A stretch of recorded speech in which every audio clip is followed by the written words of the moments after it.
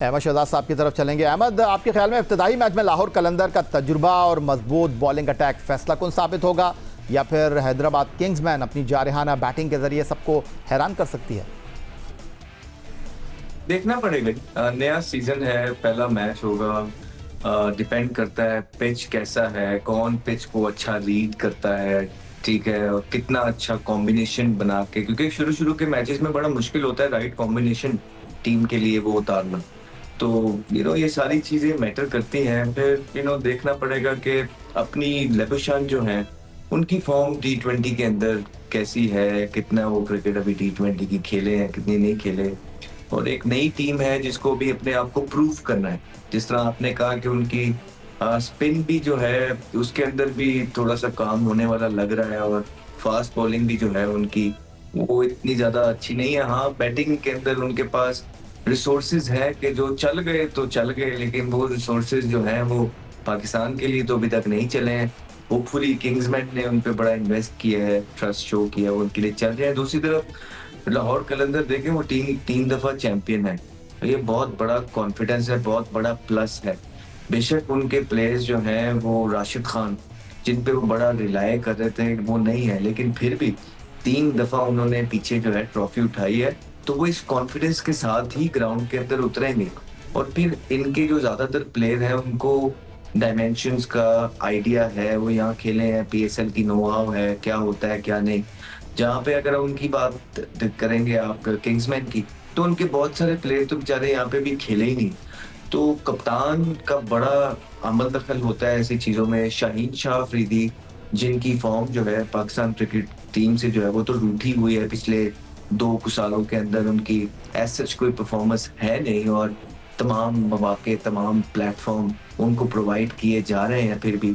लेकिन यहाँ जो लाहौर कलंदर है, इनके लिए इन्होंने अच्छी परफॉर्मेंस दी है, एज ए लीडर भी और एज ए फास्ट बॉलर भी।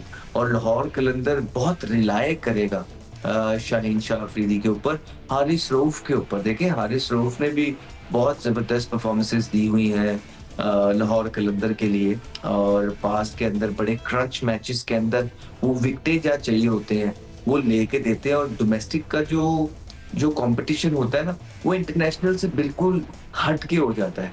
आपको 2 ही 3 प्लेयर जो हैं वो फॉरेनर्स मिलते हैं जो कि पेस को अच्छे तरीके से टैकल कर लेते हैं, नहीं तो जो लोकल्स होते हैं वो एक्सप्रेस पेस जो हारिस रऊफ पोजेस करते हैं उसके खिलाफ स्ट्रगल करते हुए नजर आते हैं।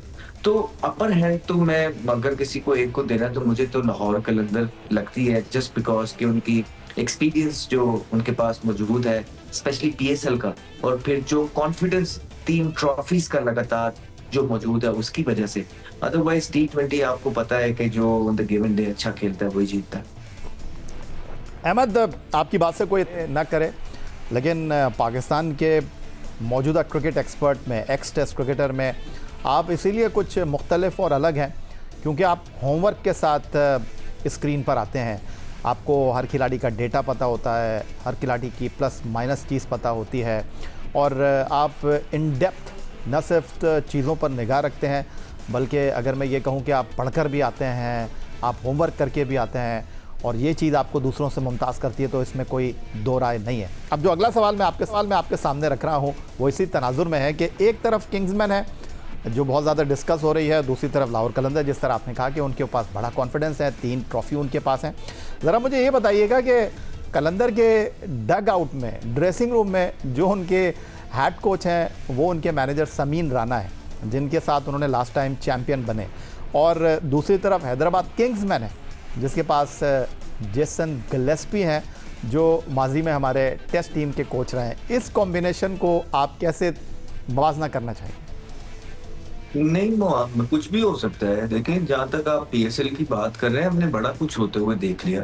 लोग आते हैं, आके होटलों के शीशे तोड़ के चले जाते हैं, फिर उसके बाद आपकी मैनेजमेंट उन्हें कॉलें करती रहती है कि ये कर दो, वो कर दो। फिर उसके बाद प्लेयर्स आपके साथ साइन होते हैं, और वो साइन कमिटमेंट करके जो है ना आपकी लीग छोड़ के चले जाते हैं। आप कहते हैं हम केस कर देंगे, अभी तक तो कोई सामने नहीं आया, ठीक है। बड़े प्लेयर्स के साथ आपने इस तरह ज्यादती हुई है PSL के अंदर, लेकिन कोई बात नहीं। अब ये भी किस्सों के समीन राणा साहब जो है, अगर आप उनसे अब बात करेंगे वो कहेंगे यार मुझे भी सब पता है, मैंने 3 दफ़ा चैंपियन करवा दिया टीम को, मैं ही ये प्लेयर लगता हूँ, मैं ही लेके आता हूँ। तो आप उनसे आर्गुमेंट करेंगे, वो कहेंगे यार आप पाकिस्तान क्रिकेट टीम के साथ जो है इतने-इतने पढ़े-लिखे कोच रखते हैं, इतने-इतने पैसे खर्चते हैं, तो आपकी टीम तो 8वें नंबर पे खड़ी है। तो मैं पीएसएल का अगर कोच हूँ, तो मैंने तो 3 दफ़ा चैंपियन करा दी है, उसमें 1 दफ़ा मैं हेड कोच तक करवा दी है। तो ये हमारी फिर एक और लफ्ज़ आपको आजकल बड़ा सुनने को मिलता है कि जी फ्रैंचाइज़ क्रिकेट है, इन पे बात ना करें। भाई क्यों बात ना करें यार? जब उस फ्रैंचाइज़ क्रिकेट का डायरेक्ट अमल अगर पाकिस्तान क्रिकेट टीम के साथ है, तो भला हम किस तरह इसके डिसिप्लिन की बात नहीं करेंगे? जब आपकी पाकिस्तान टीम का क्राइटेरिया सिलेक्शन जो है, वो पीएसएल के ऊपर है, तो पीएसएल की चीज़ों पे, फ्लॉज़ पे किस तरह बात नहीं करेंगे? जब आपका कॉन्फ्लिक्ट ऑफ इंटरेस्ट जो है, वो पीएसएल से जनरेट हो रहा है। आपके जो कोच हैं, हेड कोच पाकिस्तान टीम के, वो इस्लामाबाद यूनाइटेड से हैं। आपके जो सिलेक्टर हैं, एक सिलेक्टर जो है ना मिसबाह-उल हक आपका पेशावर ज़ल्मी के साथ लगा हुआ है। आपका दूसरा सिलेक्टर जो है वो क्वेटा ग्लैडिएटर्स के साथ प्रोमिनेंट पोजीशन के ऊपर है। वहाब रियाज जो है एज़ अ बॉलिंग कोच जो है, अब सरफराज अहमद उनको वहाँ पे ले गए हैं क्वेटा ग्लैडिएटर्स के अंदर। तो ये सारी चीज़ें जो हैं, फिर आप कहते हैं जी कि जब हमने आवाज़ उठाई कॉन्फ्लिक्ट ऑफ इंटरेस्ट की, तो कहते हैं कि जो पक्के एम्प्लॉइज़ हैं ना, वो नहीं काम करेंगे, जो कच्चे एम्प्लॉइज़ हैं ना, वो काम मतलब पक्के एम्प्लॉइज़ कौन? वही बेचारे जो गरीब लोग हैं, जिनके पास ना इतना कोई एक्सपोज़र है, जिन्होंने ना अपनी ज़िंदगी में इतने पैसे कमाए होंगे, जिन्होंने बैक एंड पे रह के मेहनत की होगी, ठीक है, प्लेयर्स के साथ। उनको आज भी स्नफ कर दिया गया, ठीक है? और वो जो नामदार प्लेयर हैं, जिन पे ऑलरेडी ये एलिगेशन है कि इनको जो है पैसे के आगे कोई चीज़ नज़र आती नहीं है, उनको आज भी इजाज़त दे दी गई।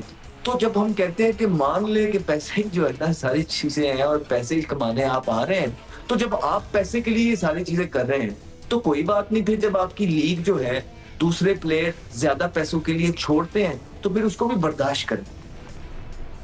तो अहमद मुझे ये बताइएगा कि हमने पहले ड्राफ्ट देखा, ऑक्शन देखा है, और एक चीज़ जो मैं ड्राफ्ट में भी बात करता था, ऑक्शन में भी बात करता हूँ, जब आप खिलाड़ियों का इंतखाब करते हैं, सबसे पहले अपने आपको अपनी प्लेइंग 11 बनानी चाहिए, और उसके बाद आप अपनी टीम बनाते हैं, स्क्वाड बनाते हैं। ये चीज़ मुझे कहीं ना कहीं बहुत सारी टीमों में लैक कर रही है। लेकिन कलंदर का अभी थोड़ी देर पहले आपने जिक्र किया कि राशिद खान उनके पास नहीं है, और लास्ट ईयर उन्होंने रशाद हुसैन को बांग्लादेश के टीम में रखा था। इस बार उन्होंने लेग स्पिन, जो कि T20 क्रिकेट में एक बहरहाल बहुत इंपॉर्टेंट शोबा है, यहाँ उन्होंने उसामा मीर को रखकर आपके ख्याल में कितना बड़ा फैसला किया है?